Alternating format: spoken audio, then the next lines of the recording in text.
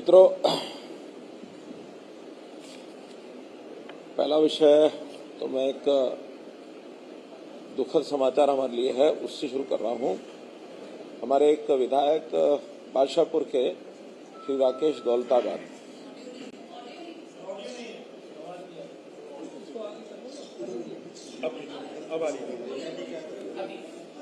हमारे एक विधायक राकेश दौलताबाद, एक बहुत ही दुखद समाचार ये है कि जिस दिन पोलिंग का दिन था 25 मई को ही प्रातःकाल उनका दिल का दौरा पड़ने के कारण से देहांत हो गया। इस अवसर पर मैं उनको श्रद्धांजलि देते हुए प्रभु से प्रार्थना करता हूं कि जो भी लोगों के जैसे उपप्रतिनिधि थे, सब लोगों को, परिवार के लोगों को भगवान इतनी शक्ति प्रदान करे, इस असह्य क्षति को सहन करने की शक्ति उनको मिले।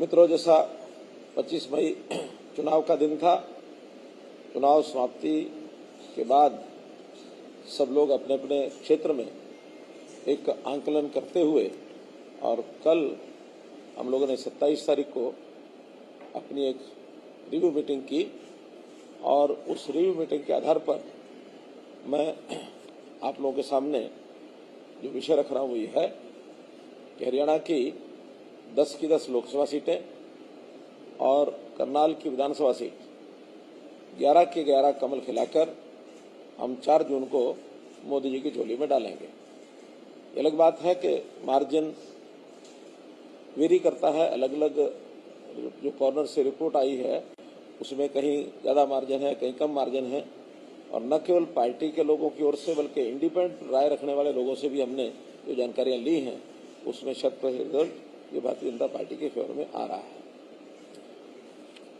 चूँकि बहुत ऐसे विषय हैं जो चुनाव के दिनों में एक आरोप प्रत्यारोप के रूप में भी लगे हैं।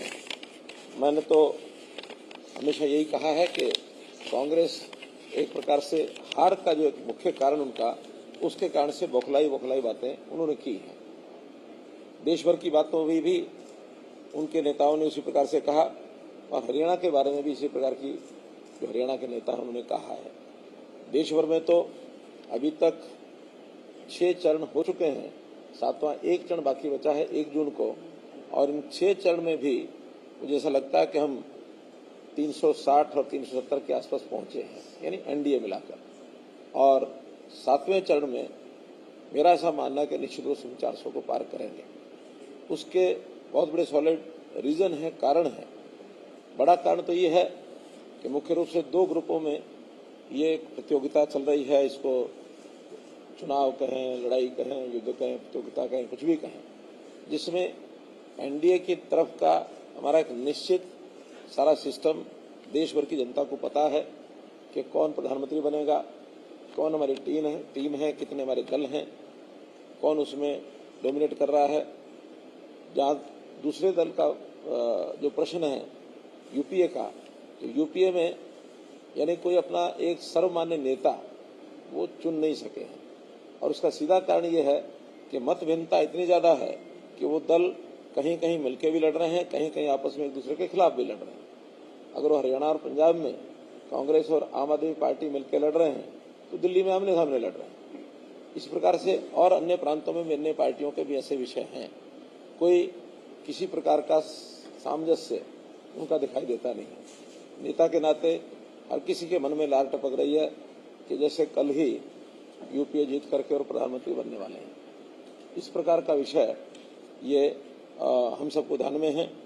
और जहाँ तक इश्यूज का विषय है, हम लोगों ने, क्योंकि लोकसभा का चुनाव है तो नेशनल इश्यूज पर ये चुनाव हमारा दायित्व भी है, और लड़ना भी इसीलिए चाहिए दुनिया को नेशनल इश्यूज का पता लगे।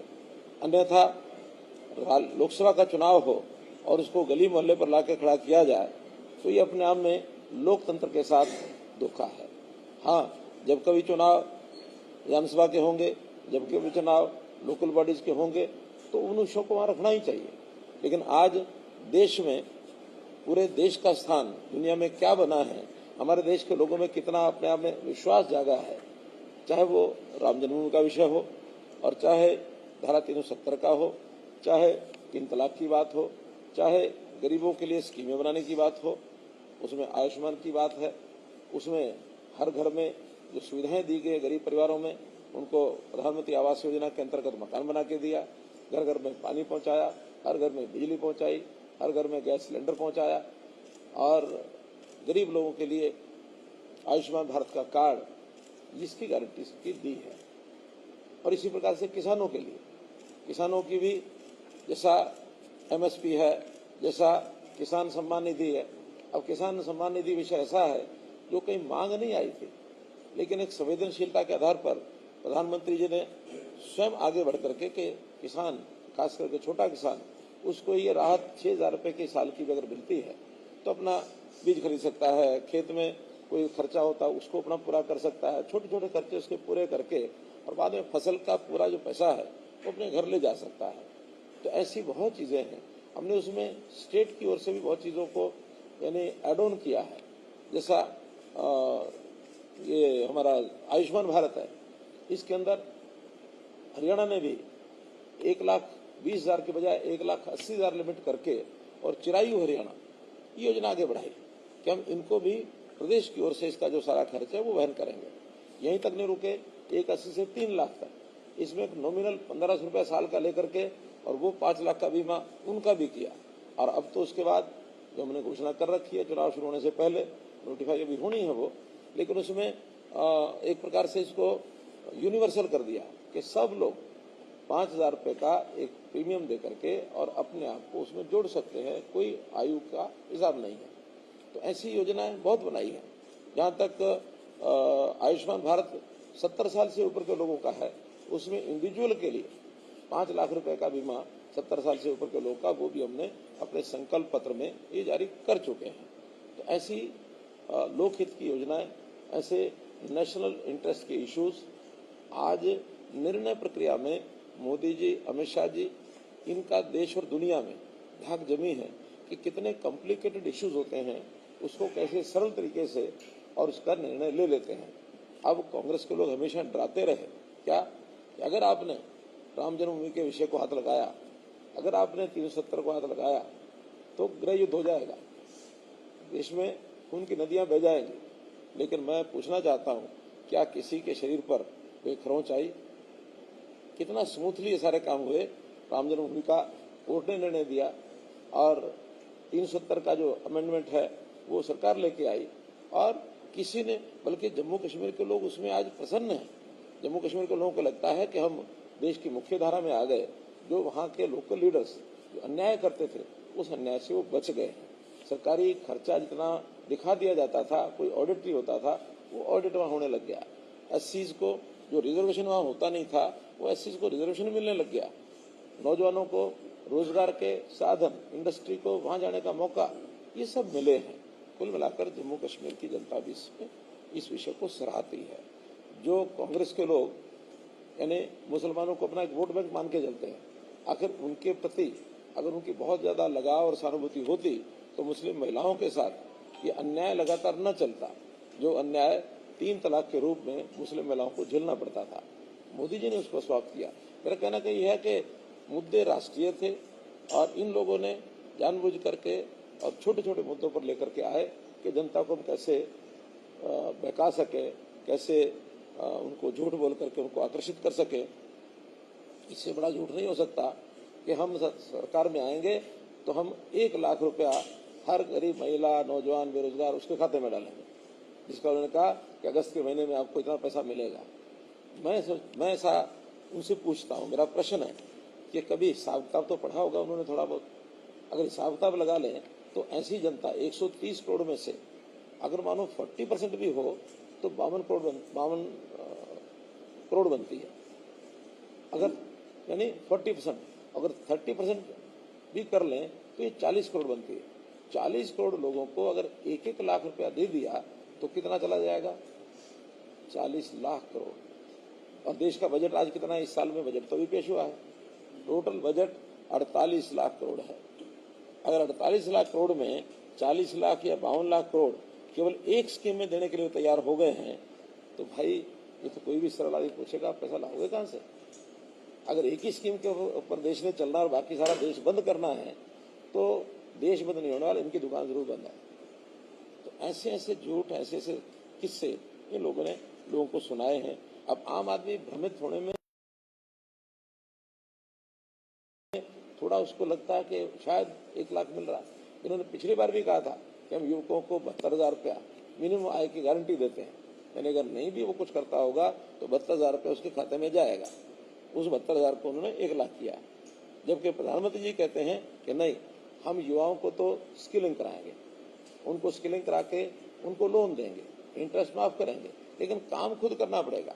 और उस काम करने के लिए उन्होंने लोन के रूप में मुद्रा स्कीम चलाई, 10 लाख, अभी नए अगले 5 वर्ष के लिए 20 लाख कर दिया। छोटे छोटे रेडी फेडी वाले उनको 10,000 रुपया, 20,000 रुपया, 50,000 रुपया, अब 1 लाख कर दिया कि उनको जितनी आवश्यकता है बिना इंटरेस्ट के वो भी देंगे। स्वनिधि स्कीम के अंतर्गत महिलाओं के लिए उन्होंने कहा कि हम महिलाओं को लखपति दीदी, यानी जो सेल्फ हेल्प ग्रुप्स हैं, उनका उत्पाद वो जो बनाते हैं, छोटी छोटी चीजें बनाते हैं, कोई खिलौने बनाता है, कोई घर के सामान, कपड़े का सामान है, कोई बुनाई है, कोई कढ़ाई है, या कोई खाने की चीजें, कोई बिस्कुट बनाते हैं, कोई मुरब्बा बनाते हैं, अचार बनाते हैं, इन सब की बिक्री की व्यवस्था हम करेंगे, क्योंकि इसमें सबसे कठिनाई काम है वो मार्केटिंग की है। तो इसके लिए हमने हरियाणा में तो घोषणा कर दी है, साझा बाजार बनाएंगे, और साझा बाजार में महीने भर का उत्पाद वो 1 दिन के लिए, 2 दिन के लिए बुक करेंगे तो शहर में सारा उनका बिक सकता है। तो ऐसे सभी सेल्फ हेल्प ग्रुप के लोगों को बिक्री के नाते, अगर उनकी बिक्री होती है 1 लाख से 2 लाख रुपए साल का, ये कमाएंगे। उनको लखपति बनाना है, लेकिन कमा के बनाना, मुफ्त में दे करके लखपति बनाना, उससे स्वाभिमानी व्यक्ति तो कभी आगे आता ही नहीं है। ऐसे ही ड्रोन दीदी, ये जो कंसेप्ट है कि ड्रोन की सिखलाई, स्किलिंग, ये महिलाओं की कराएंगे, कि उस ड्रोन के कारण से, आज बढ़ती हुई टेक्नोलॉजी के कारण से ड्रोन का उपयोग अब हर जगह हो गया। फंक्शंस में, शादियों में, कहीं जुलूस निकलते हैं, कहीं जलसे होते हैं, ट्रैफिक के लोग, पुलिस उसका उपयोग करती है। अब तो इस प्रकार की हर चीज की फोटोग्राफी के लिए ड्रोन एक अच्छा मेथड आ गया कि जिसका सरकार भी जगह जगह उपयोग करती है। तो केवल इतना ही है कि ड्रोन को सिलाई करना, और खेतों में मानो दवाई छिड़कनी है, खाद छिड़कना, नैनो यूरिया, वो ड्रोन से छिड़का जाएगा। पहले तो किसान जो है अपने कंधे पर या पीठ पर टैंकी बांध करके उसको चलाता रहता, छिड़कता है। अब उनको आवश्यकता नहीं है, ड्रोन उसका एक साइज के हिसाब से कैपेसिटी उसमें डालो, लिक्विड डालो, उसको उड़ाओ और सारे एकड़ में 10 मिनट में छिड़क के आ जाएगा। अब तो ड्रोन आगे आगे टेक्नोलॉजी ऐसी बढ़ गई है कि अगर 20 मंजिला मकान पर किसी व्यक्ति को सामान मंगवाना है, बजाय वो आदमी को नीचे भेज करके और दुकानदार को किराने की दुकान या सब्जी की दुकान भेजेगा, केवल वो मैसेज देगा और दुकानदार अपने ड्रोन से उस सब्जी को डालेगा और 20वीं मंजिल पर देकर वापस आ जाएगा। तो ये नई टेक्नोलॉजी का आधार बनेगा, नए नए अवसर ऐसे रोजगार के बनेंगे। लोगों को रोजगार कैसे मिले, ये योजनाएं भरपूर, चाहे वो स्टैंड अप है, स्टार्टअप है, ये सारी योजनाएं बनाई है।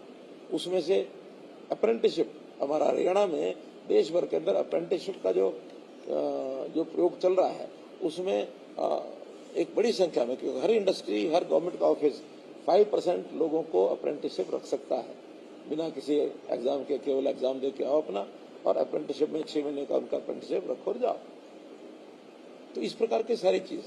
अब इसी प्रकार से झूठ उनका जो शुरू हुआ है वो है अग्निवीर का, कि हम आएंगे अग्निवीर बंद करेंगे। अरे भाई, अग्निवीर में बड़ी संख्या में नौजवानों को एक डिसिप्लिन, एक उनमें देशभक्ति की भावना, एक ईमानदारी का भाव, ये आएगा, उसके बाद नागरिक बनते हैं, तो वो नागरिकता इस देश के यानी सिस्टम को ही बदल देगी। उदाहरण के लिए इजराइल, अब तो सबको पता लग गया, पहले नहीं पता होता था, अब चूंकि इसके बदले में उदाहरण देना पड़ता है हमको। इजराइल के हर युवा को 3 साल के लिए आर्मी में जाना पड़ता है, हर युवा, हर वहाँ की जो बेटी है, लड़की है, उसको 2 साल के लिए आर्मी में जाना पड़ता है। उसके बाद आकर के अपना जो उनकी सिविल लाइफ है उसमें वो काम करते हैं। जितने आर्मी में रहना चाहते हैं उनको रखते हैं, बाकी वो सिविल लाइफ। तो यहाँ भी 25% आर्मी में ही रहेंगे, 75% को आकर के सिविल लाइफ में, और फिर उसमें ट्रेनिंग, पढ़ाई उनकी ग्रेजुएशन हो जाएगी, जो काम ट्रेड उनको वहां आर्मी में दिया जाएगा उसकी ट्रेनिंग होगी, उस ट्रेनिंग के आधार पर यहाँ सिविल में आकर के अपना काम करेंगे। आर्मी में तो जितने जाने उतने जाने ही हैं। अगर मानो आर्मी में साल के 10,000 लोग जाने हैं, अब 10,000 आर्मी में रखने के लिए 40,000 भर्ती करेंगे। 10,000 आदमी तो एज इट इज जैसे जाएंगे वैसे रहेंगे, 30,000 वापस आके सिविल लाइफ में काम करेंगे। अब वो क्या करेंगे, इसके बारे में अलग अलग जो फोर्सेज हैं वो अपनी अपनी स्कीम बनाई है उन्होंने। आपको जानकारी है कि नहीं है, शायद याद आ ही जाएगा। मैंने 15 जून 2022 की घोषणा की थी, हरियाणा का अग्निवीर का जो बालक है, जो नौजवान 4 साल के बाद आएगा, उसको गारंटेड जॉब दिया जाएगा। ये गारंटेड जॉब की बात मैंने कही उस समय, मैंने आंकड़े भी लिए। अभी तक हरियाणा के 2000 नौजवान ही आर्मी में जा रहे हैं हर साल, 10,000 सारे देश में से जा रहे हैं। एक प्रारंभ में एक प्रयोग है। 2000 में से मानो 500 तो वहां रह ही जाएंगे, 1500 आएंगे ना। अब 1500 लोगों को हमने ग्रुप डी, बी, पहले डी, फिर सी, फिर बी, फिर ए, उसके अलग अलग पैरामीटर बना दिए। डी का तो गारंटेड जॉब है ही है, लेकिन उसके आगे भी जो बाकी युवा हैं उनके साथ उनको प्राथमिकता देकर के उनको आगे बढ़ाया जाएगा। मतलब कुल मिला करके ऐसा नहीं कि वो आगे सड़क पर आ जाएगा। और मुझे ऐसा लगता है कि उनको एक अच्छी ट्रेनिंग होने के बाद और साथ में उनको वहां से 4 साल के बाद आने के बाद पैसा भी मिलेगा। उस पैसों को ला करके स्वयं रोजगार करने का भी उनके लिए रास्ते खुलेंगे। ट्रेनिंग भी लेके आएंगे, पैसा भी लेके आएंगे, तो स्वयं रोजगार भी आखिर युवा ऐसे ही करते हैं। तो बड़ी संख्या कोई 1500 हरियाणा के लिए ऐसा नहीं है। 1500 लोग आज भी हम ग्रुप डी में कुछ भी नहीं होगा तो हर साल 7-8 हजार लोग लेते हैं।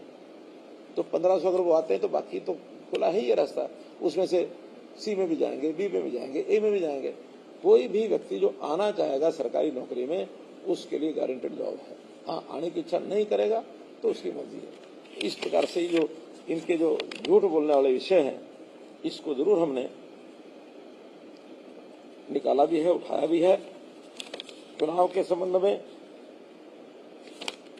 जो बात मुझे बतानी है वो ये, चुनाव सामान्य तौर पर ये कहा जा सकता है कि शांतिपूर्ण तरीके से हुआ, इक्का दुक्का घटनाओं को छोड़ करके।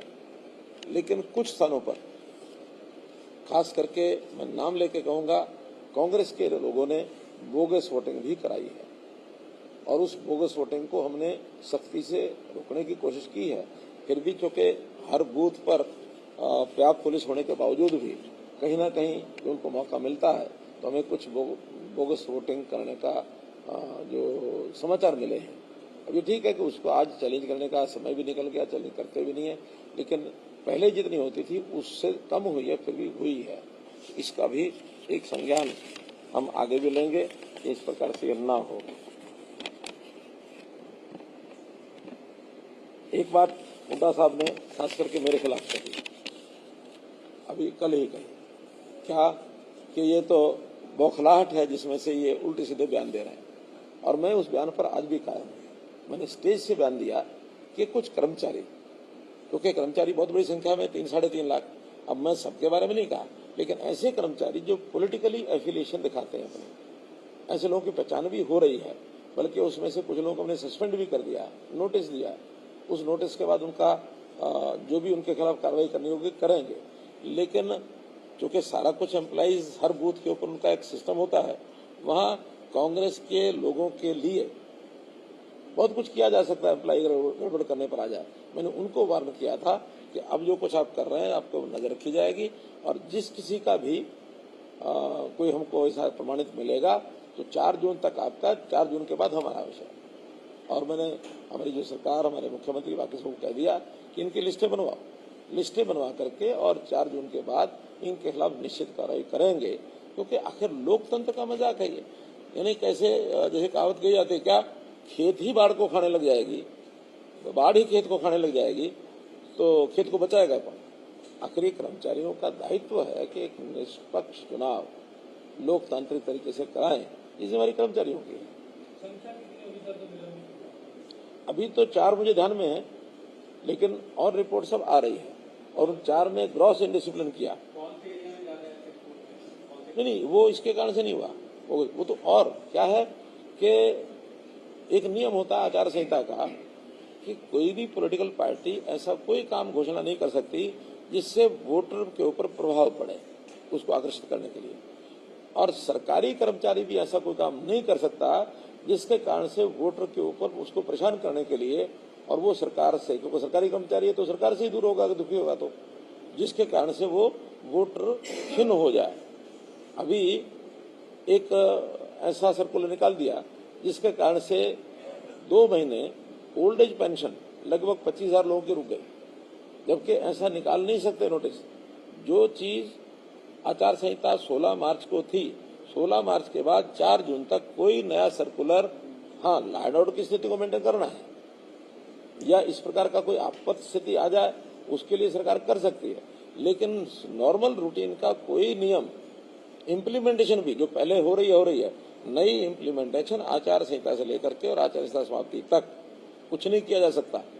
ऐसे 4 लोग जिन्होंने 25,000 लोगों की पेंशन रुकवा दी, हालांकि वो चालू हो गई है, लेकिन उनको परेशान करने का काम 4 लोगों ने किया, नीचे नीचे नोटिस निकाल दिए। अब मुझे एक जगह पर, शायद सोनीपत में था या किसी एक शहर में, वहां कुछ दुकानें यूएलबी के लोगों ने सील कर दी। कोई पुराना विषय चला आ रहा है, हो सकता है दुकानदार की गलती हो, लेकिन आज कुछ नहीं कर सकते। आप आचार संहिता से पहले करो या समाप्ति के बाद करो। ये जो 1.5 महीने का कार्यकाल होता है, इसमें कोई नया इम्प्लीमेंटेशन सरकार का कोई अधिकारी कर्मचारी नहीं कर सकता। ये आचार संहिता का उल्लंघन, उनके ऊपर भी तौला लटकेगी। वो हमने लिखा है आचार चुनाव आयोग को कि इनके खिलाफ कार्रवाई करिए। वो तो आप जान ही सकते हैं, राजनीतिक एफिलिएशन, कम से कम भारतीय जनता पार्टी ने तो इसमें से अपना पल्ला झाड़ा कि कोई आदमी, कोई सरकारी कर्मचारी पॉलिटिकल एफिलिएशन, हाँ उसका वोट देने का अधिकार है, जिसको देना दे, लेकिन किसी पार्टी के लिए काम करना भारतीय जनता पार्टी नहीं करवाती है। और हमने तो ये सिफारिशें दुनिया भर की बंद इसीलिए की हैं, वरना जो सिफारिशी राज्य में नौकरी कर लगता है वो उन्हीं के बस्ते उठाता, उन्हीं के लिए भीड़ इकट्ठी करता और चुनाव में उन्हीं की सहायता करता। अच्छा सर, जो बोगस वोटिंग की बात की है, कौन सी लोकसभा में या फिर कौन सी विधानसभा में होनी चाहिए, बता दीजिए। मोटे रूप से ये रोहतक, सिरसा, इनमें से ये विषय आ रहे हैं। चलो फिर एक बार एक दो विषय और हैं। तो मैं इस बात में मैं हुड्डा जी को चैलेंज करता हूँ कि जो कुछ उन्होंने कहा है उस तकलीफ के कारण से कहा है कि मेरे कहने के बाद उनको तकलीफ हुई तो क्यों हुई। उनको तकलीफ इसलिए हुई कि उन्होंने ये सब कराया है, और कराया है तो जिनसे कराया है उनके नाम सामने आएंगे और कुछ ना कुछ लोगों को हम बाहर करेंगे, और बाहर करेंगे तो ये कर्मचारी भी समझ जाएगा कि क्यों किया गया। तो ऐसा कर्मचारियों का उपयोग पॉलिटिकल एंड्स को अपने संवारने के लिए किसी पार्टी को नहीं करना चाहिए। एक बात जो मुझे ध्यान में आई है कि जातिगत राजनीति इस प्रदेश में बहुत और प्रदेशों में भी बहुत पहले थी, लेकिन पिछले 10 सालों में धीरे धीरे अब ये कम हो रही है। इस बार हमको काफी कम देखने को मिली है कि जातिगत जो एकदम वर्टिकल डिवीजन था वो इस बार उतना ज्यादा, खास करके यंग कैडर में वो नहीं हुआ है। यंग कैडर ने इस बार जो अपने मन से जिसको वोट देना था दिया है, वरना तो बुजुर्ग और यंग सब एक मुश्त होकर के एक साइड में जिधर जाना होता जाते रहे। अब उसमें मैंने तो खुले मंचों से कहा कि 3S का, 3C का हम सवाल करेंगे, corruption, crime and caste based politics. तो कास्ट बेस्ड पॉलिटिक्स हमने 2014 में ही हरियाणा 1 ये कह के शुरू की थी। करप्शन और क्राइम के खिलाफ तो हम पहले से काम कर ही रहे हैं, उसका असर इस बार हमको देखने को मिला।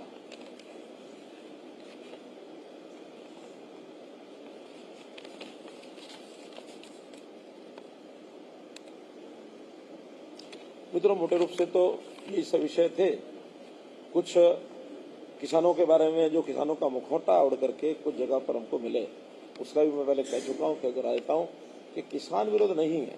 ये किसानों का कुछ लोग मुखौटा उड़ करके, जिनका एक वैचारिक दृष्टि से ही वो एस्टेब्लिशमेंट के खिलाफ एक मूवमेंट खड़ा करने की फिराक में रहते हैं, और खास करके वामपंथी विचार के लोग। हरियाणा में बहुत कम है, फिर भी कहीं कहीं ऐसा दिखा है, चाहे वो करनाल में 1-2 गाँव में देखा, मुझे सिरसा में कुछ गाँव में देखा है, लेकिन बाकी जगह नहीं है। रोहतक में देखा हमको, ना सोनीपत में देखा, ना कहीं, हाँ अम्बाला में 1-2 जगह देखा है। तो खास करके जो पंजाब के साथ लगती बेल्ट है, इस बेल्ट में कुछ सिखों का लबादा पहन करके, कुछ किसानों का मुखौटा डाल करके, मैंने खुले रूप से बताया, कोई किसान हमारे सारे सिस्टम से नाराज नहीं है। किसान आज जितना हमारी पॉलिसी से सहमत है, कांग्रेसी पॉलिसी कभी हुआ ही नहीं है। बिजली पानी की बात कहीं कहीं, क्योंकि गर्मी इतनी थी आज भी है। तो ये जो 7 दिन का या 10 दिन का, क्या इसको नाम दे रहे हो, मोहतपा, तो ये संयोग से 25 मई को ही शुरू हुआ। तो ये मई का आखिरी सप्ताह पानी के लिए, बिजली के लिए ये संकट रहता है। बहुत हमने डिपार्टमेंट के साथ, थोड़ा इतनी तो सुविधा लोगों को मिले हम कह ही सकते हैं, उन्होंने कहा कि इस सुविधा का ध्यान रखना चाहिए। अपनी ओर से सब कोशिश की है। फिर भी ये गर्मी केवल हमारे यहाँ हरियाणा में ऐसा नहीं है, देशव्यापी इस समय गर्मी का इस समय चल रहा है। कल तो 49.5 डिग्री मैंने सुना है। हाँ, तो 49.5-50 डिग्री कहीं टेम्परेचर मैंने अभी अपनी लाइफ में नहीं सुना। 47-48 तक सुनते थे। अफ्रीकन देशों में तो 51-52 भी जाता है। इसलिए इस विषय पर भी कुछ लोगों ने राजनीति करनी शुरू की। दिल्ली के लोगों ने कहा हमारा पानी बंद कर दिया। पहली बात तो यह है कि कोई पानी बंद नहीं हुआ। जितना शेयर उनका है, शेयर में भी जो सुप्रीम कोर्ट ने अतिरिक्त आदेश दिया हुआ है, 719 कुछ क्यूसेक उनका शेयर है और 1050 क्यूसेक हम उनको दे रहे हैं। सुप्रीम कोर्ट की कंडीशन है कि 2 रिजर्वायर हैदरपुर और वजीराबाद दोनों रिजर्वायर भर के रखने हैं। अब दिल्ली सरकार क्या करती है, उसको भरने के लिए जो पानी जाता है उसको पहले से ही और नरेला के आसपास काट करके और दूसरी साइडों में निकालते हैं ताकि वो भर ना सके। तो ये हमने उनको बता दिया कि हमारा टोटल दोनों को भरने के लिए इतने क्यूसेक पानी है, उसको हम लगातार देते हैं, आज भी देते हैं। और उससे ज्यादा अगर पानी मानो बरसात के दिनों में होता है तो उनकी डिमांड पर हम देते भी हैं। अगर बरसात में तो बजाय वो लेते भी नहीं है, हाँ, बरसात के दिनों में लेते भी नहीं है। हम तो चाहते हैं ले जाए, तो वो पानी जितना फिर होता है जमुना में जाता ही है। लेकिन ये पानी की राजनीति दिल्ली की ओर से शोभा नहीं देती, तो इस नाते से इसको भी मैं कंडम करता हूँ।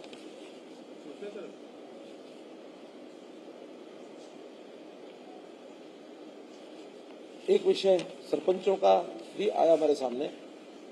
सरपंचों की कार्यप्रणाली में, ग्राम पंचायत की कार्यप्रणाली में हमने कुछ परिवर्तन किए हैं और परिवर्तन करने के बाद बहुत सरपंचों ने उसका समर्थन भी किया, कुछ सरपंचों ने विरोध भी किया। लेकिन विरोध था ई टेंडरिंग का या कैश लिमिट का। हमने कहा कि ये 2 चीजें छोड़ करके और कोई भी कठिनाइयां हैं उन सबको हल करने के लिए तैयार हैं। पहले तो बाकी चीजों पर आते नहीं थे, लेकिन इस चुनाव के समय में जगह जगह मीटिंग हुई है। उनका ठीक है, 2 विषयों को छोड़ करके बाकी सब कठिनाइयां हमने ले ली हैं उनकी, और उनको बहुत जल्दी आचार संहिता के समाप्त होते ही जो टेक्निकल चीजें हैं, कहीं छोटी मोटी टेंडरिंग के सिस्टम में या कोई रेट्स में, पेमेंट में, ईवी भरने में, एमबी भरने में, तो ये टेक्निकल जो चीजें हैं उसको सबको ठीक कर दिया जाएगा, ये हमने उनको आश्वासन दे दिया है। मोटे रूप से ये विषय थे। हाँ, एक जो वोटिंग परसेंटेज है, तो वोटिंग परसेंटेज जरूर, वो भी मैं समझता हूँ गर्मी एक मुख्य कारण है। पिछले चुनाव की अपेक्षा कुल 4% कम रही है 2019 में, और इसमें अभी 65.1 है शायद। हाँ, और पिछली बार ये 69 पॉइंट समथिंग थी। तो 4% की पूरे प्रदेश में वोटिंग कम रही है। विश्लेषक अलग अलग विश्लेषण करते हैं। एक विश्लेषक तो यहाँ तक कह गए कि ये बीजेपी की फेवर में है, क्योंकि अगर कोई रोष होता है तो रोष में जो पार्टी पावर होते हैं उसके खिलाफ वोट ज्यादा पड़ता है, और ये फेवर में बीजेपी का है। हमको कोई अनुमान नहीं है किसका फेवर है किसका नहीं है। मैं ऐसा मानता हूँ कम है तो सबका ही कम है, ज्यादा है तो सबका ही ज्यादा है। इसमें बहुत बड़ा कोई लॉजिक नहीं है कि कम है तो किसको नुकसान है, ज्यादा तो किसको नुकसान है। इसको इशू बहुत बनाया गया है कि कम वोटिंग के कारण से सब अपने अपने आंकलन करने में लगे हैं। मेरा मत यह है कि कम है तो सबके लिए कम है। जैसे मौसम खराब के कारण से 1-2 दिन प्रचार में कमी आ जाए तो हमारी अपनी पार्टी के लोग कहते हैं और जी 2 दिन खराब हो गए। मैं कहता हूँ देखो यही खराब सबके हुए, आप चिंता मत करो। तो इसलिए गर्मी भी है तो सबके लिए बराबर है, तो किसी एक पार्टी के लिए ज्यादा दूसरी पार्टी के लिए कम है ऐसा नहीं है। नेचुरल चीजें हैं, नेचुरल चीजों का प्रभाव सबके ऊपर बराबर पड़ता है। सर, आपने कहा 10 की 10 लोकसभा सीटें और 11 टोटल जो है विधानसभा मिला के, अगर ये भारतीय जनता पार्टी जीत रही है तो क्या दोष ईवीएम पर आएगा? अच्छा है, जो दोष लगाए उनसे पूछना।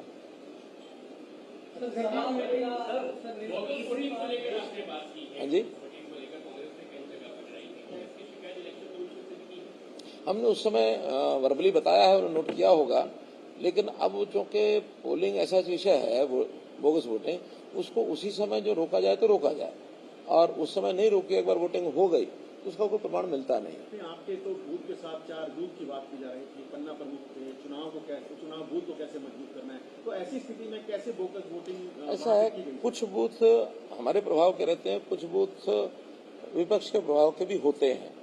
सबका प्रभाव सब जगह एक जैसा नहीं होता, और खास करके जब किसी बूथ पर वोटिंग समाप्त होने के बाद जो वोट बचते हैं और वहां धींगा मस्ती से 5-10 लोग अगर अंदर घुसते हैं और वहां एक्शन मानो पुलिस नहीं है, एक्शन नहीं लिया गया, तो वो कुछ ना कुछ मिलीभगत अंदर भी होती है।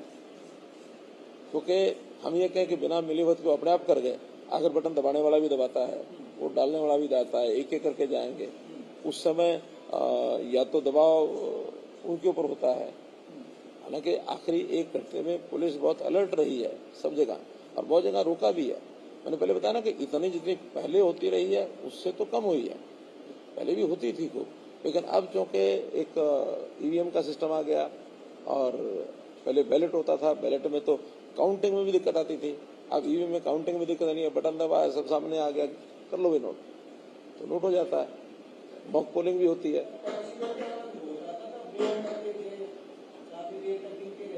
वो भी कह रहा ना, सुविधाएं काफी हुई हैं, फिर भी जितनी चीजें हुई हैं ये ना हो, इसके लिए हम आगे भी कोशिश करेंगे। सर, रिव्यू मीटिंग आपने कल आपने कहा कि रिव्यू मीटिंग के आधार पर आप 10 की 10 लोकसभा और 1 विधानसभा जीत रहे हैं, लेकिन कांग्रेस कह रही है कि इस बार जनता ने चुनाव लड़ाया, तो टिकटें हमने बांटी, इस आधार पर अब जनता चुनाव लड़ रही है। कैसे सर आपने क्या आधार? देखिए, जनता चुनाव लड़ रही है, वो तो जनता ही लड़ती है, चाहे उनका हो चाहे हमारा हो।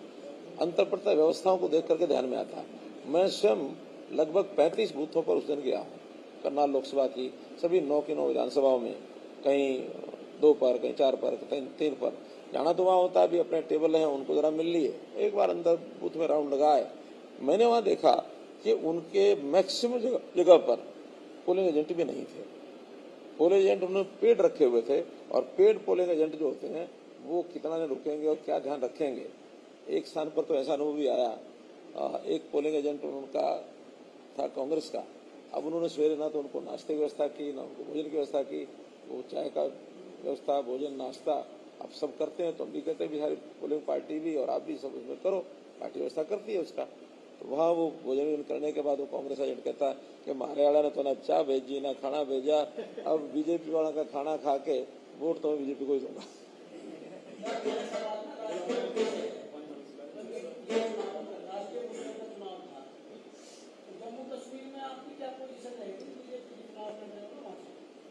देखिए, ये जो लोग वहां गए हैं आज की डेट में तो वही बता सकते हैं, मैं तो 4 तारीख को शाम को बता पाऊंगा। बागेश जी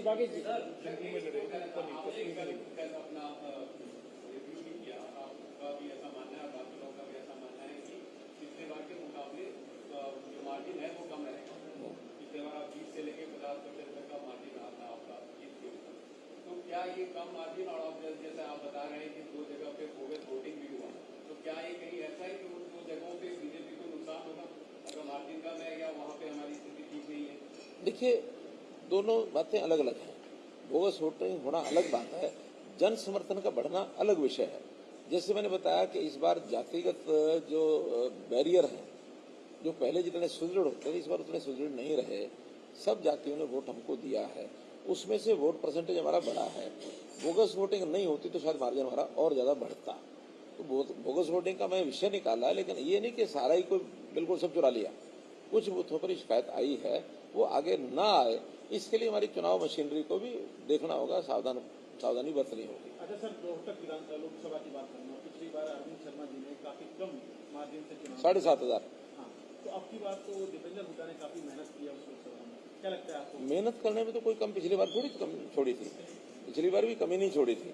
तो इसलिए मेहनत तो सब करते हैं, मेहनत करना वैसे भी पॉलिटिकल पार्टी के लोग जो चुनाव लड़ते हैं उनको करना ही चाहिए। उनके मेहनत से नहीं होता है वोट मिलता, वोट मिलता है जन समर्थन का। तो जनता क्या समझती है इस नाते से, तो जनता के मन में इस बार जो है वो, जैसे मैंने पहले एक्सप्लेन किया कि भारतीय जनता पार्टी की सरकार बनेगी, एक बहुत बड़ा विषय चला जाता है। कम से कम 15-20% वोट ऐसा होता है जो पहले नहीं सोचता कहाँ डालना है, वो आखिरी दिन उसका एक नियम होता है कि जीतने वाले को जिताओ, हारने वाले को हराओ। अगर मानो कोई दूसरा जीतता है तो फिर 15-20 मिनट उधर ही टिल्ट करता हो। हाँ, सर रिव्यू मीटिंग के आधार पर कौन सी ऐसी सीटें लोकसभा की है जिन पर आपको लगता है कि कड़ा मुकाबला है यहाँ पर? मैंने बताया कि जैसे रोहतक है हमारा मार्जिन कम रहेगा, सिरसा है हमारा मार्जिन कम रहेगा, और बाकी जगह पर कंफर्टेबल मार्जिन है सब जगह, लेकिन इन दो जगह आपने दो जगह ऐसे कैंडिडेट उतारे सरसा में और कुरुक्षेत्र में जो एकदम बीजेपी ज्वाइन किया और फिर आपके कैंडिडेट बन गए, उनके बारे में आप क्या कहना चाहेंगे? देखिए लोकतंत्र है, लोकतंत्र में हम नए लोगों को भी लेते हैं और उनको जोड़ते भी हैं, और नए लोग जो आते हैं ऐसा नहीं कि उनका बैकग्राउंड सारे जो आज कांग्रेस में सब खराब होते हैं। विषय होता लीडरशिप का। अगर आज राहुल गांधी के बजाय कांग्रेस का और कोई लीडर होता तो कांग्रेस की स्थिति कुछ और होती। अगर आज राहुल गांधी को जब ये प्रधानमंत्री के लिए कांग्रेस प्रोजेक्ट करती है तो मैं तो यहाँ तक कहता हूँ कि अगर देश में भारतीय जनता पार्टी की या एनडीए की 400 सीटों लेकर के एक भारी मार्जिन से, भारी बहुमत से सरकार बनती है तो पहला श्रेय तो जाता है नरेंद्र मोदी जी को, और दूसरा श्रेय अगर किसी को जाता है तो राहुल गांधी को जाता है।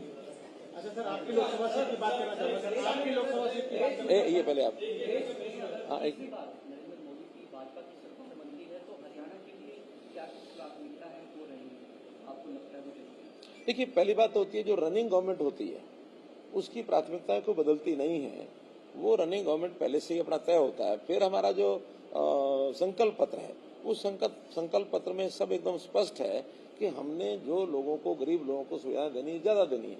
वहाँ कोई एरिया स्पेसिफिक चीजें संकल्प पत्र में नहीं होती हैं। वहाँ पर तो बताया गया कि भी अगर जातियां भी हैं तो मोदी जी ने कहा हमारी 4 जातियां, जातियों में एक गरीब है, एक जाति है, महिला एक जाति है, युवा एक जाति है, किसान एक जाति है। हम इन चारों के लिए, और इन चारों में भी जो डिजर्व करते हैं, क्योंकि हर वर्ग में चाहे वो सामाजिक हो चाहे वो व्यवसायिक हो, उसमें भी 3 ग्रुप होते हैं। एक होता लो इनकम ग्रुप, एक होता मीडियम इनकम ग्रुप, एक होता हाई इनकम ग्रुप। तो योजनाएं हमेशा हर वर्ग के लिए सबसे पहले प्रायोरिटी होती है अंत्योदय की। अंतिम का उदय हो वो हर एक जाति में मिलेगा, वो आपको हर एक वर्ग में मिलेगा, हर एक काम करने वाले मिलेगा। अब किसान है, किसान में एक छोटा किसान है मार्जिनल, आधे एकड़ का, 1 एकड़ का, एक किसान है 10 एकड़ से भी ऊपर है, 20 एकड़ का है, एक किसान है 4 से 5 एकड़ का है, एक एरिया बिल्कुल सूखा है, बंजर है, मानो भिवानी जिला है, बॉर्डर का हमारा राजस्थान महेंद्रगढ़ जिला है। तो ये बॉर्डर के जिलों में ज्यादा जमीन होने के बाद भी उनके यहाँ इनकम नहीं है, और एक जिले ऐसे हैं जहाँ अच्छी फसल भी अच्छी होती है, पानी भी बहुत है, भूमि उपजाऊ है, वहाँ कम जमीन में भी ज्यादा वो होता है। तो ऐसे योजनाएं बनाते समय इन सब बातों को ध्यान रखा जाता है। और स्टेट के अनुसार भी, जैसे अभी सारे देश में बीपीएल की लिमिट है 1,20,000 आज भी, लेकिन हमारे यहाँ 1,20,000 में हमारी संख्या ही बहुत आती है, कम आती है। कुल मिलाकर के 1/4 भी नहीं है, 25% भी नहीं है, उससे भी कम है।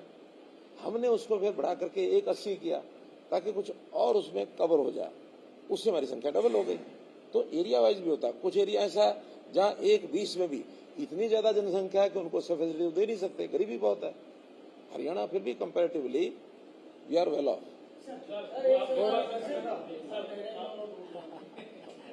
आपके पास अब कितने विधायक रहेंगे पार्टी आपके सामने? देखिए सरकार बहुमत में है, बता रहा हूं। पहली बात तो ये नोट करो, सरकार बहुमत में है। दूसरा 41 हमारे विधायक हो जाएंगे 4 जून को, आज 40 है, लेकिन 40 ही रह जाएंगे क्योंकि एक मेंबर पार्लियामेंट बन जाएगा सोनीपत के, तो 40 ही रह जाएंगे। एक जीतेंगे, एक को, लेकिन वो रिजाइन तो 15 दिन में कभी भी कर सकते हैं। तो अल्टीमेटली हो तो जाएंगे 41, लेकिन बाद में 15 दिन में कभी रिजाइन करना होगा तो करेंगे। इसलिए 15 दिन तक तो 41 है, और 15 दिन के बाद वो 40 हो जाएंगे। फिर हमारे पास इंडिपेंडेंट, दुर्भाग्यपूर्ण स्थिति जो मैंने आपको बताई कि भी एक हमारे राकेश दौलताबाद चले गए, लेकिन नहीं बिल्कुल पक्का। मेरी 3 दिन पहले बात हुई, नहीं 3 दिन पहले बात हुई, उनका मैं इंडिपेंडेंट हूँ, हो सकता आगे भी मैं इंडिपेंडेंट ही रहूँ। मैं आज उसके जाने के बाद कह रहा हूँ, क्योंकि उन्होंने कभी नहीं कहा कि मुझे भाजपा ज्वाइन पहले कराओ। कुछ ऐसे भी थे इनका कि हमें भाजपा ज्वाइन कराओ तो हम आज ही आ जाते हैं। हमारे यहाँ एक डिसिप्लिन पार्टी है, केंद्र के साथ बातचीत करनी पड़ती है, तब जाके होता है। नैनपाल रावत हमारे साथ पक्के हैं, कांडा हमारे साथ पक्के हैं। हो आज तो है ना, अभी तो स्थिति आज की है। अब टिकट तो 4 महीने बाद का विषय आएगा, उस 4 महीने बाद क्या होगा क्या नहीं होगा समय देखेंगे।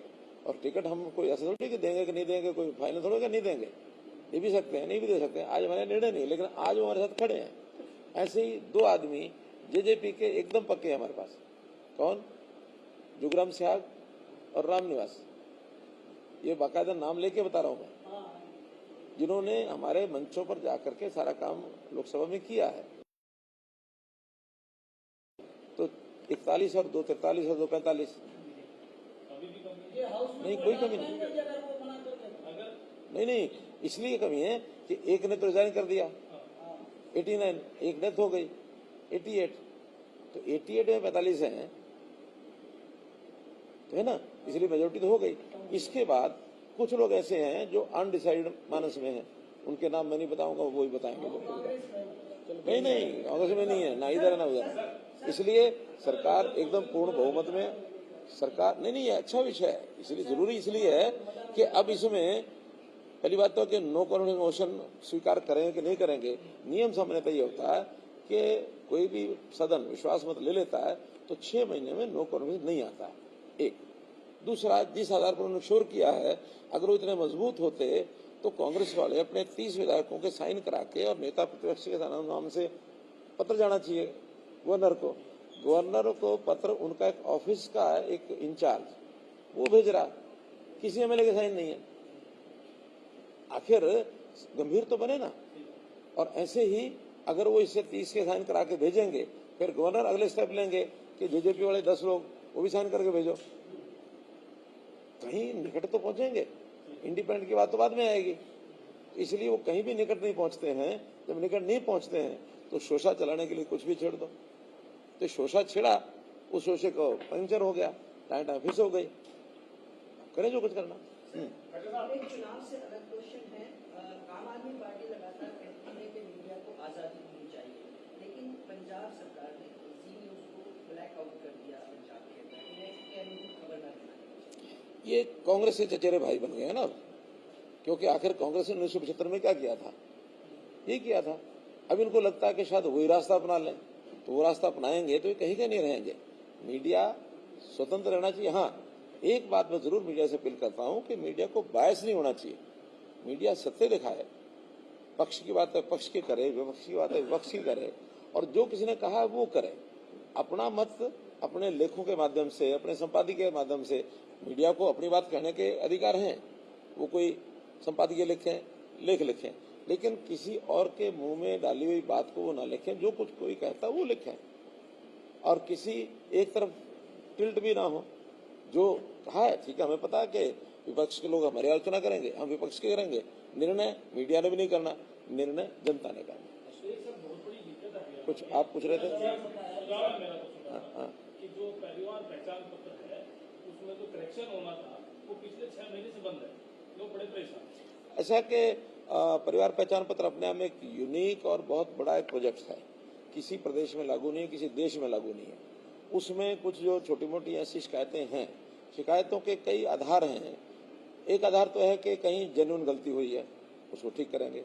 एक आधार ऐसा है कि किसी तरीके से इनकम कम करा लो, 4 सुविधाएं ज्यादा ले लो, तो उसमें वेरिफिकेशन करनी पड़ती है, तो वेरिफिकेशन में बहुत चीजें गलत निकलती हैं।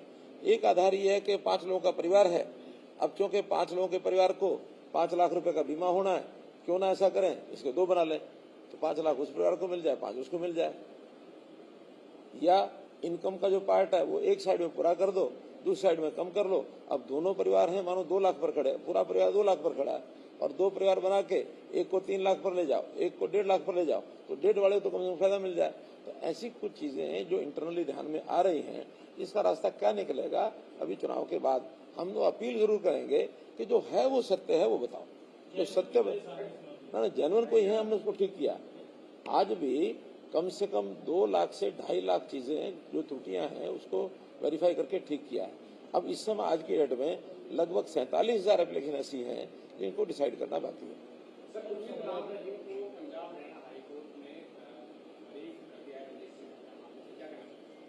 देखिए, कोर्ट से अगर बरी हुए तो मुझे तो इसमें कुछ कहना नहीं है, और कानून अपना काम करता है, कानून ने अपना काम किया है। अगर वो कहीं उनको दोषी ठहराया था तो दोषी ठहराया था, आज बरी किया तो बरी है। आगे क्या प्रक्रिया और होगी, या तो कोर्ट बताएगा, या वो बताएंगे, या फिर पब्लिक में से कोई आदमी चुनाव से बताएगा। एक दिन पहले आपको समर्थन भी दिया था सिरसा में। देखिए, वो संस्थाएं जो होती हैं अपने अपने तरीके से सब करती हैं, यानी सारे वोट कोई पॉलिटिकल पार्टियों के हाथ में होता है ऐसा नहीं है। वोटर्स पर सामाजिक संस्थाओं का भी प्रभाव होता है। मैं तो कहता हूँ बहुत से की वोटर्स होते हैं, की वोटर्स भी ऐसे होते हैं कि उनके हाथ में, किसी के हाथ में 50 वोट, किसी हाथ में 100 वोट, ये होते हैं। उदाहरण के लिए एक नाई भी जो है ना, काम तो बाल काटने का करता है, लेकिन उसके हाथ में भी की वोटर कितने होते हैं, वो अपने ग्राहकों को काम भी करता है। दो तीन विषय होते हैं जिनका सबसे ज्यादा लाभ अपनी पार्टी को मिला अगर आप दोबारा 10 सीटें जीत रहे हैं।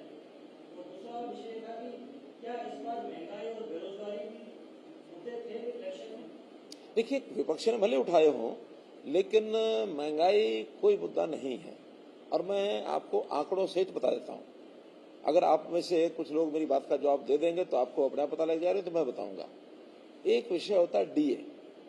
डीए की फुल फॉर्म क्या है? Day national allowance. और इसका सीधा संबंध महंगाई पर साथ होता है। ये कोई सरकार तय नहीं करती डीए कितना, ये एक इंडिपेंडेंट कमीशन है, वो तय करता है कि डीए कितना है, ताकि फिर सरकार जो है एम्प्लॉइज को डीए की किस्त रिलीज करती है। 2006 में, अच्छा, ये हर 10 साल के बाद 0 से शुरू होता है और 10वें साल उसका परसेंटेज तय होता है कि इस 10 साल में इतनी महंगाई हुई। हर जो 6, 16, 26 इस प्रकार से आता है। 2006 में जो उस समय कांग्रेस का शासन आ चुका था, उस समय 0% जो डीए था। 2016 यानी 31 दिसंबर 2015 कितना डीए था, कोई बता सकता है? और नहीं तो गूगल निकाल लो, अभी देख लो। नहीं, उसमें 15 तक तो पूरा था ना, वो तो 16 में फिर 0 होगा। जुलाई 15 का नहीं, 150 नहीं था, 150 से कम था। अगर इसको एग्जैक्ट पता हो तो बताओ। निकालो निकालो, मैं चाहता हूं निकालो कि जुलाई 2015 डीए रेट क्या था।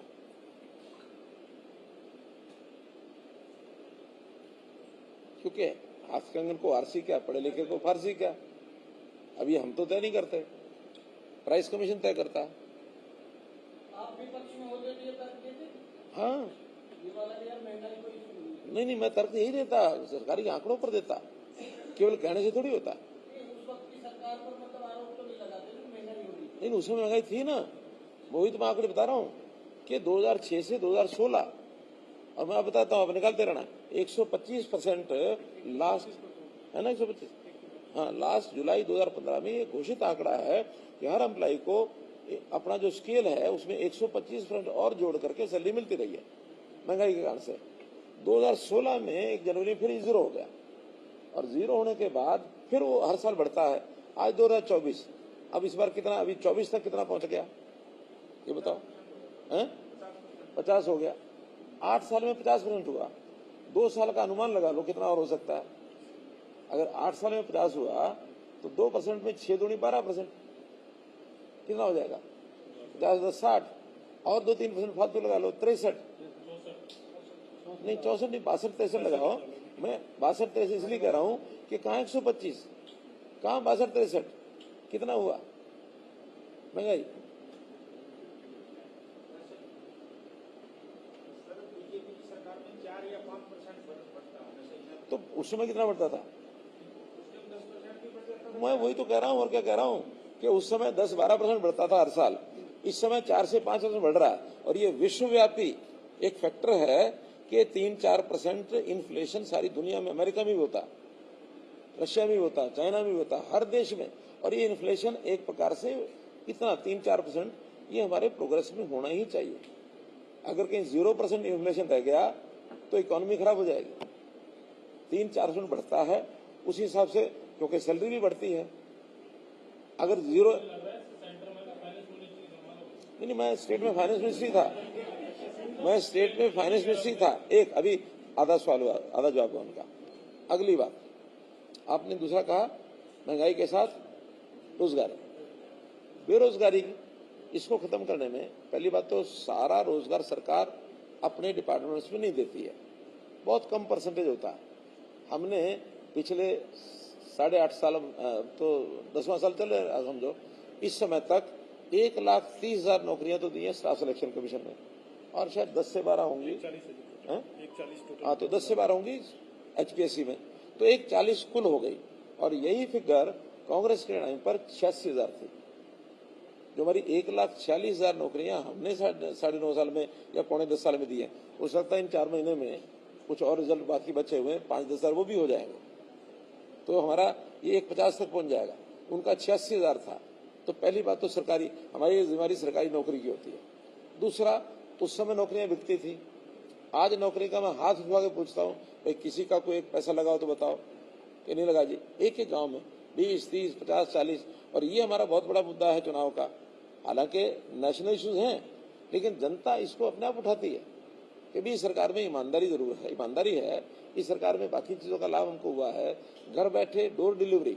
ये तो आरोप हमारे ऊपर क्या लगाते थे कि सेक्रेटेरिएट में 4th फ्लोर पर अब भीड़ नहीं दिखती, CM के घर जाओ तो वहां भीड़ नहीं दिखती। भीड़ दिखना ये पॉपुलैरिटी नहीं होती है, भीड़ दिखना ये लोगों की समस्याओं का द्योतक है, उनके कष्टों का द्योतक है। एक आदमी छोटे से काम कराने के लिए 3 दिन 4 दिन चंडीगढ़ पड़ा रहता, इनकी कोठियों पर पड़ा रहता था, या होटलों में जाता था, या पैसे खर्च करता था। कमीशन एजेंट वो सारे के सारे इनसे टैक्सियां करा के ले जाते थे, उसमें तेल डलवाते थे, खाने की व्यवस्था करते थे, साथ में पीने की भी करते थे, सारी व्यवस्था उनसे कराते थे। वो वही बताते हैं हमको। आज बेरोजगारी में जब वो करते हैं, तो बेरोजगारी में सबसे ज्यादा पीड़ा किसको है? जो इनके जो दलाल है ना, कमीशन एजेंट है, वो बेरोजगार हो गए, और वही कान में डाल डाल के जी बेरोजगार हो गए, बेरोजगार हो गए। हम कहते हैं रोजगार पकड़ो, रोजगार में आप लोगों को काम करना पड़ेगा, स्किलिंग में जाओ, कुछ करना सीखो। ये करने का काम नहीं है कि पटाला और कमीशन से कुछ पैसा दलाल के अपना क्लर्क के उसमें डाला, कुछ सेपरेट में डाला, कुछ बाबू के हाथ में डाला, और उससे कुछ अपनी जेब में डाला, हो गया रोजगार। ये रोजगार किसी को नहीं करने देंगे, इसीलिए बेरोजगारी है।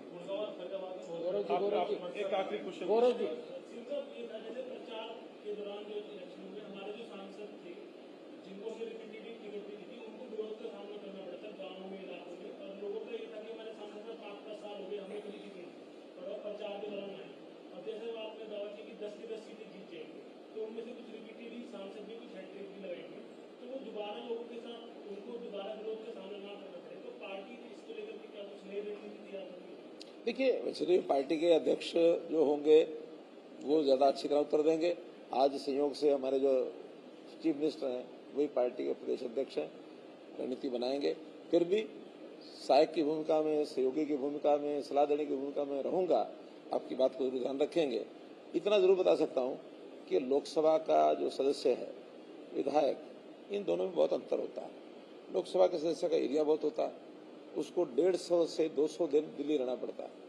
उसके पास मात्र 100-150 दिन ऐसा होता है जो अपने कामों में भी और फील्ड के कामों में मिलता है।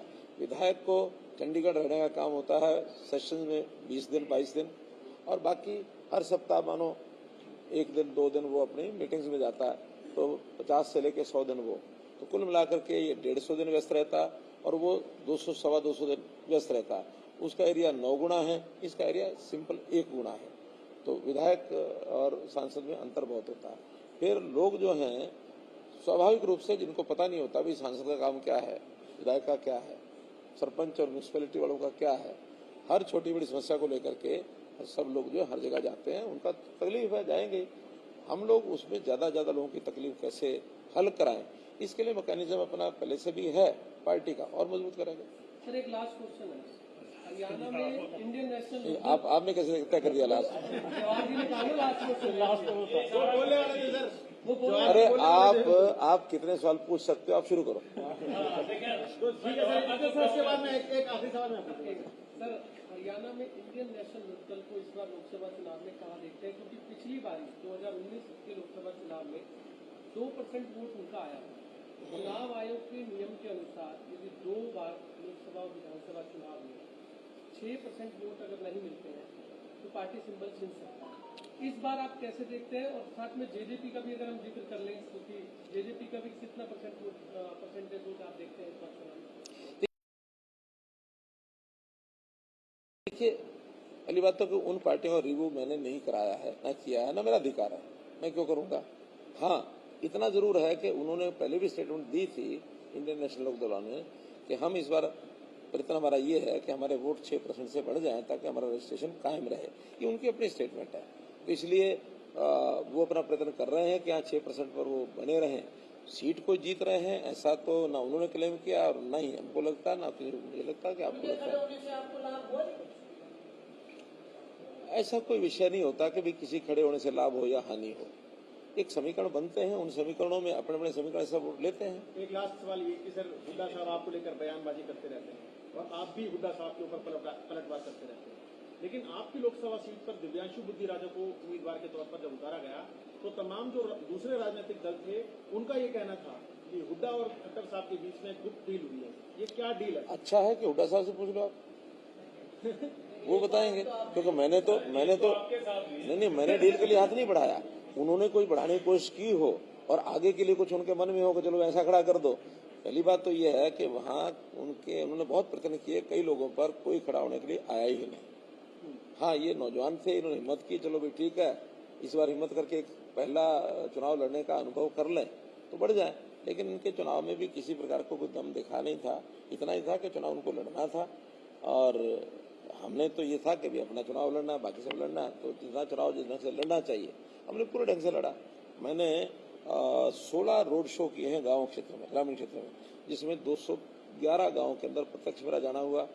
हर गांव में 2-3 गांव के लोग होते थे, उस हिसाब से 350 के आसपास गांव मेरे खुद के कवर हुए। बाकी हमारी टीम ने किए, हमारे विधायक हैं, हमारे पार्टी के पदाधिकारी हैं, उन्होंने किए। कोई गांव हमने 567 शायद पंचायतें हैं और ऐसे ही सब नगरों के जो वार्ड्स हैं वो भी कोई 150 वार्ड्स हैं। तो ऐसे कुल मिला के 700 इकाइयाँ कोई छोड़ा नहीं है। संयोग से एक विधानसभा ऐसी भी है जहां मुख्यमंत्री ने पूरा समय लगाया क्योंकि बाई इलेक्शन लड़ रहे हैं। उस विधानसभा में मेरा जाना नहीं हुआ क्योंकि मैं पहले से विधायक वहाँ रहा हूँ 2 बार। मुख्यमंत्री के नाते भी वहाँ के लोगों का एक संबंध था। केवल कार्यकर्ताओं की बैठक की थी तो कार्यकर्ताओं ने भी कह दिया था कि ठीक है, आपके आने की आवश्यकता नहीं है, बाकी 8 विधानसभा में लोकसभा चुनाव में 1 साल बाद उन्होंने कहा दिसंबर पिछले में कि ठीक है, आप अपनी बात पर पक्के हो। मैंने कहा पक्का हूँ कि ठीक है, फिर किसको बढ़ाना जरा आप भी विचार करो, हम भी करते हैं। तो हमें तो जब ये हुआ कि हाँ भाई ये हमारे नए मुख्यमंत्री होने चाहिए, हमने तो अगले ही दिन मंत्रिमंडल की बैठक बुलाई। उसी समय उन्होंने कह दिया, क्या था कि एक वाक्य आप लोगों को पता लगा कि नहीं लगा, उन्होंने कहा कि दरी वाली बात और वो मोटरसाइकिल वाली स्कूटर वाली बात सुना के कि भी आज मनोहर लाल और मैं हम भी साथ हैं और आपका भविष्य भी साथ है। अब उस समय किसी ने ध्यान नहीं दिया क्योंकि नायब सिंह सैनी मेरे साथ बैठे थे प्रदेश के अध्यक्ष के नाते, तो भविष्य तो वो थे तो वो संकेत उस समय कर गए थे और मुझे उन्होंने कह दिया था कि ठीक है, अब जो कुछ प्रक्रिया उसको अपना सेट करो। हमने 11 को ही रात को मंत्रिमंडल की बैठक बुलाई और 12 को उन्होंने साहब के पास मंत्रिमंडल इस्तीफा दे दिया। 12 को ही विधायक दल की बैठक बुलाई, उसी में नया नेता का चुनाव कर दिया। फिर जाकर के उनको सभी विधायक गए, जाके बताए और ओथ कराओ। तो गवर्नर साहब ने कहा कि कब करानी है? मैंने कहा आज ही करानी है। इतना जल्दी क्यों है? मैंने जितना जल्दी आज तो पूरा हो जाए। मैंने कहा ठीक है, शाम को करा लेते हैं। और 13 को ही फिर हमने सेशन बुलाया 24 घंटे के अंदर ही। उस सेशन में कॉन्फिडेंस मोशन हुआ और कॉन्फिडेंस मोशन के बाद सबको लगा कि धन्यवाद हो गया, अब खत्म होगा सेशन। मैंने स्पीकर साहब कहा नहीं, 5 मिनट मुझे भी जरा सदन का धन्यवाद करना है। तो 5 मिनट में सदन का धन्यवाद किया और आखिर में मैंने ये कहा कि भाई एक विधानसभा देखभाल के लिए मुख्यमंत्री को चाहिए, इसलिए मैं करनाल विधानसभा से सेवा देता हूँ। इतना स्मूथ कभी किसी पार्टी में देखा पूरे देश भर में। तो ये संतुष्टि असंतुष्टि ये अपने अपने तरीके की होती है, सबको सब नहीं होते। आप लोगों में भी इतने सारे लोग हैं, इतने राव साहब ने मानेसर में ये कहा, हमने बार-बार मुख्यमंत्री जी को चिट्ठी लिखी, लेकिन हमारी चिट्ठी को फाड़ दिया गया। गुड़गांव के लोगों किसानों की बात नहीं सुनी गई सरकार ने। देखिए, ये विषय पार्टी के अंदर का है। उन्होंने जितना लिखा गया उनमें पूरा काम भी किया। वो कासण के किसानों का विषय था, कासण के किसानों को हमने पॉलिसी बना दी बढ़िया और बढ़िया बना के नोटिफाई कर दिया है। बहुत लोगों ने मुआवजा उठा लिया है। अब अपने अपने क्षेत्र के लोगों के साथ लोगों का थोड़ा सा एक फिक्स रहे सहानुभूति सब करते ही हैं। मैं अपने क्षेत्र के लिए करता हूँ, अपने क्षेत्र के लिए करते हैं, लेकिन जो बेस्ट पॉसिबल होता है वो सब करते हैं, वो हमने किया। बहुत बहुत धन्यवाद। माननीय मुख्यमंत्री ने जब प्रेस वार्ता की तो अपने साथी राकेश गुप्ता जी को श्रद्धांजलि दी थी। यहाँ आने से पहले माननीय मनोहर लाल जी राकेश गुप्ता जी के परिवार से मिले, उनके पिताजी से मिले, उनके दोनों बेटों से मिले, उनकी माताजी से, उनकी पत्नी से अपनी संवेदनाएं व्यक्त करने के बाद यहाँ पर आए थे। मेरे मीडिया के यहाँ के प्रोग्राम के इंचार्ज जितेंद्र जी, सह मीडिया प्रमुख राकेश राणा जी और बाकी जितने साथी नजर आ रहे हैं, जयवीर जी, लक्ष्मी नारायण जी, नागर साहब है, हमारी पूर्व जिला अध्यक्ष सुंदरी जी है, इन सबका भी मैं आभार व्यक्त करता हूँ। सभी मित्रों से मेरा अनुरोध है, सभी भोजन करने के पश्चात यहाँ से जाएंगे। आप सबका बहुत बहुत धन्यवाद। ग्राउंड फ्लोर पे सभी नीचे मिलेंगे ग्राउंड फ्लोर पे।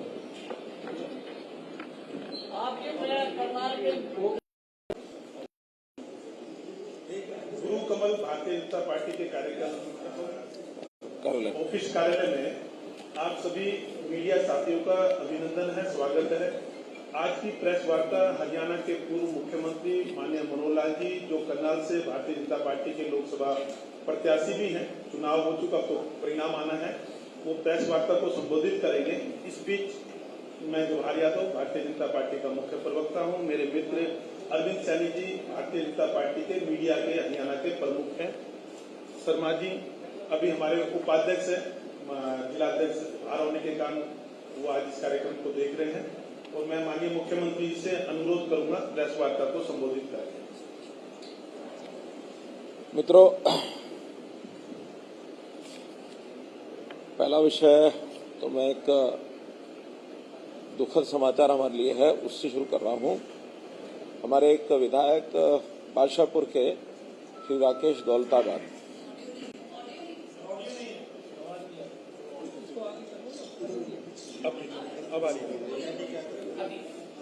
हमारे एक विधायक राकेश दौलताबाद, एक बहुत ही दुखद समाचार ये है कि जिस दिन पोलिंग का दिन था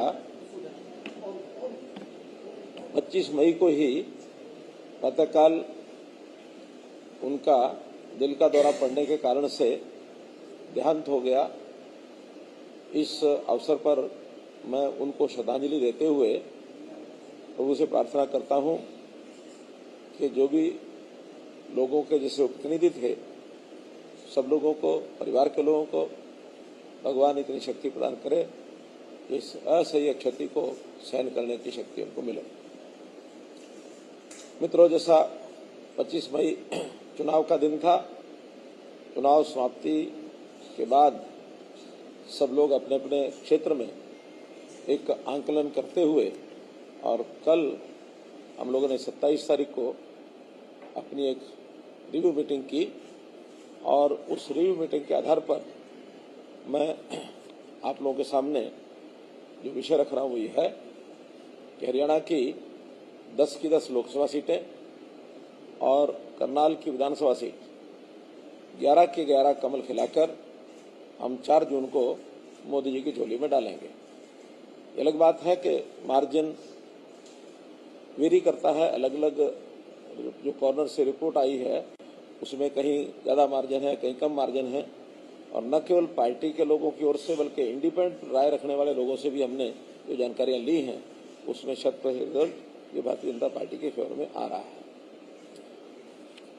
चूँकि बहुत ऐसे विषय हैं जो चुनाव के दिनों में एक आरोप प्रत्यारोप के रूप में भी लगे हैं। मैंने तो हमेशा यही कहा है कि कांग्रेस एक प्रकार से हार का जो एक मुख्य कारण उनका, उसके कारण से बौखलाई बातें उन्होंने की हैं। देश भर की बातों में भी उनके नेताओं ने उसी प्रकार से कहा और हरियाणा के बारे में भी इसी प्रकार की जो हरियाणा के नेता हैं उन्होंने कहा है। देश भर में तो अभी तक 6 चरण हो चुके हैं, 7वां एक चरण बाकी बचा है 1 जून को, और इन 6 चरण में भी मुझे ऐसा लगता है कि हम 360 और 370 के आसपास पहुंचे हैं, यानी एनडीए मिलाकर, और 7वें चरण में मेरा ऐसा मानना है कि निश्चित रूप से 400 को पार करेंगे। उसके बहुत बड़े सॉलिड रीजन है, कारण है। बड़ा कारण तो ये है कि मुख्य रूप से 2 ग्रुपों में ये प्रतियोगिता चल रही है, इसको चुनाव कहें, लड़ाई कहें, युद्ध कहें, प्रतियोगिता कहें, कुछ भी कहें, जिसमें एनडीए की तरफ का हमारा एक निश्चित सारा सिस्टम देश भर की जनता को पता है कि कौन प्रधानमंत्री बनेगा, कौन हमारी टीम है, कितने हमारे दल हैं, कौन उसमें डोमिनेट कर रहा है। जहाँ दूसरे दल का जो प्रश्न है यूपीए का, तो यूपीए में यानी कोई अपना एक सर्वमान्य नेता वो चुन नहीं सके हैं, और उसका सीधा कारण ये है कि मत भिन्नता इतनी ज्यादा है कि वो दल कहीं कहीं मिलके भी लड़ रहे हैं, कहीं कहीं आपस में एक दूसरे के खिलाफ भी लड़ रहे हैं। अगर वो हरियाणा और पंजाब में कांग्रेस और